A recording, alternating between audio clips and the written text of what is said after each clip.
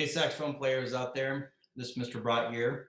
So I'm going to be going over the Region Etude #1 today. Give you all some tips and some things to look out for, and then play it a little bit for you. So this is Region Etude 1 right here. Let me go ahead and just start off with a full run of it, and then we'll talk about some of this here.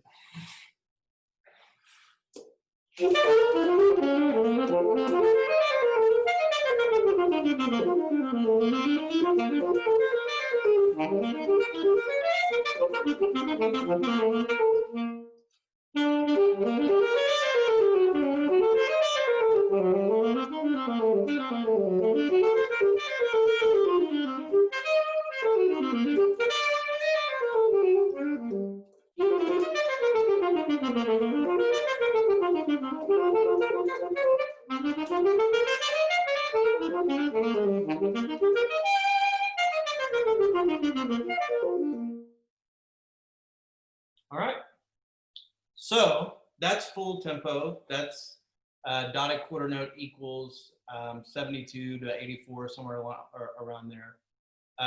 So let's talk about rhythm first. So this is in 3/8 time, but the way I want you to think about it is I want you to think of it in 3/4 time. So there's going to be 3/8 notes that get the beat in every measure, and the 16th note is going to be more like an 8th note. So there'll be 2 16ths per beat.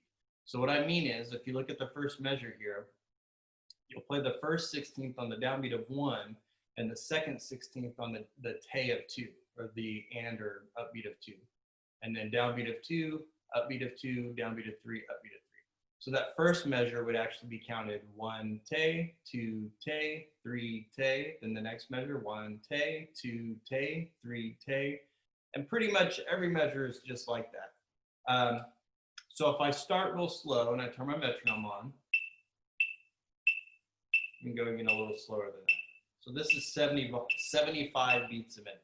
The way that first measure would be counted at 75 beats a minute would be 1 tay, 2 tay, 3 tay, 1 tay, 2 tay, 3 tay. Or if I played it,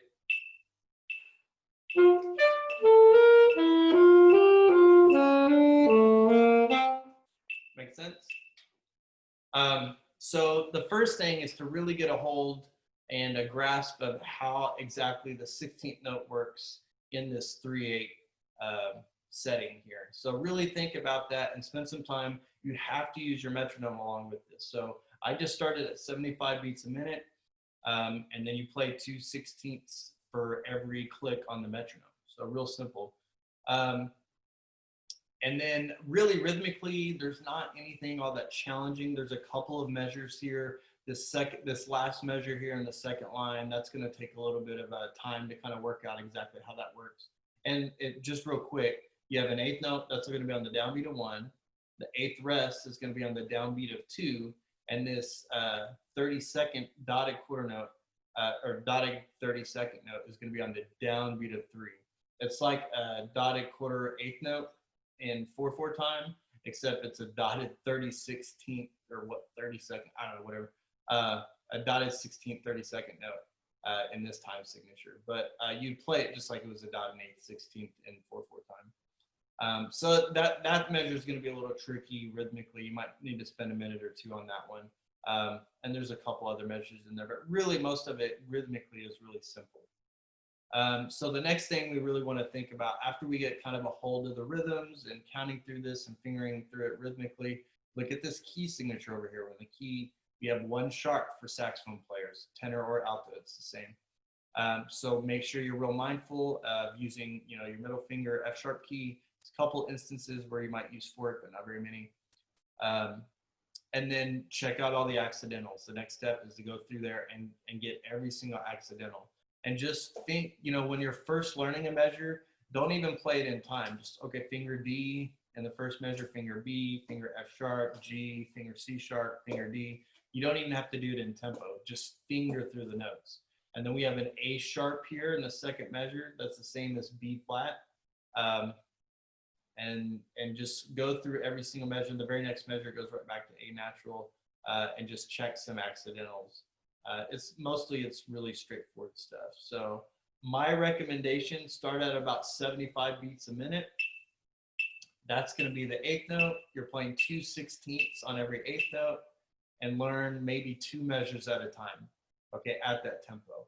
Once you've got 2 measures really solid, maybe bump it up to close to 100 beats a minute, and then go on to the next 2 measures, back down to 75, see how long you can get to where you're getting to 100 beats a minute perfectly, and then put those 4 measures together.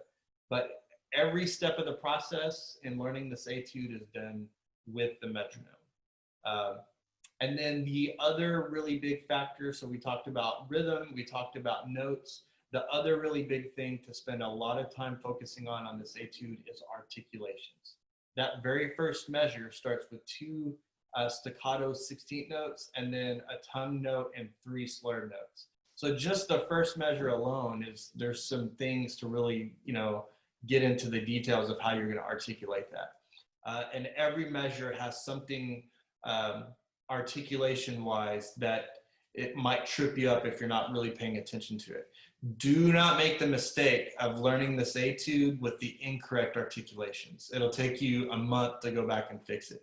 So every time you're learning a measure, make sure you're learning those articulations right along with it. And then in the end, what's going to slow you down? I mean, you got several runs here, like these 2 measures here. It's all tongue staccato 16ths. So, you're going to have to work on your tonguing and your articulation and speeding it up, and, how fast and how clear can you tongue through those passages. And really that's going to be the thing that's going to determine your final tempo is how fast you can cleanly tongue through that. So spend some time just working on that skill as well. So anyway, it's a really fun etude to play. I know I enjoy it. So, hopefully you guys get as much out of it as you can. All right, we'll see you guys at Region Help Sessions at 4 o'clock.